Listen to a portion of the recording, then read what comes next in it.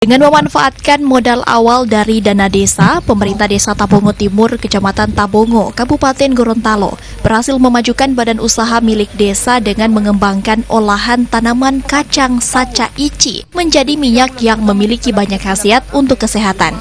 Kacang saca ici atau biasa dikenal dengan kacang inca awalnya diberdayakan secara kecil-kecilan oleh badan usaha desa setempat. Namun sejak 2 tahun terakhir olahan minyak kacang inca kini sudah berkembang dan banyak permintaan dari warga. Pengembangan kacang inca dilakukan bersama pemerintah desa dengan petani sekitar dan hingga kini pemerintah desa sudah berhasil membina 50 kelompok tani kacang inca.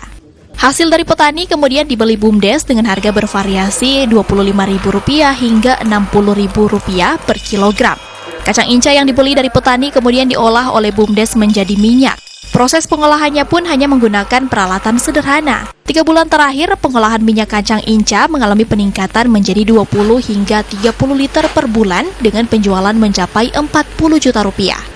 Alhamdulillah, minyak sacita ini sudah kami pasarkan melalui offline dan online. Pelanggan-pelanggan kami itu banyak di Jawa, di Jakarta. Selain itu, minyak saca inci ini, industri saca inci ini mewadahi banyak petani yang terdiri dari beberapa petani saca inci yang menanam berkat bantuan atau program dari desa, pemerintah desa yang diberikan melalui program di desa untuk ditanam sejak dari 2021. Dan alhamdulillah secara signifikan itu memberikan andil kepada peningkatan dan pendapatan petani di Desa Tabongo Timur.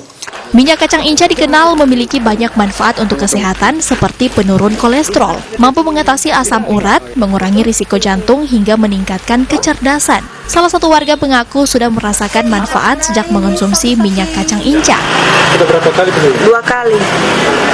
Ibu beli ini kenapa? Ada keluhan apa? Sakit badan. Oh, sakit badan. Iya. Baru. Alhamdulillah sehat. Sudah berapa kali konsumsi ini? Ada 2. 2 kali. Minyak kacang inca kini banyak diburu lantaran khasiatnya dan sudah banyak permintaan yang datang baik dari warga lokal hingga warga luar daerah termasuk di Pulau Jawa.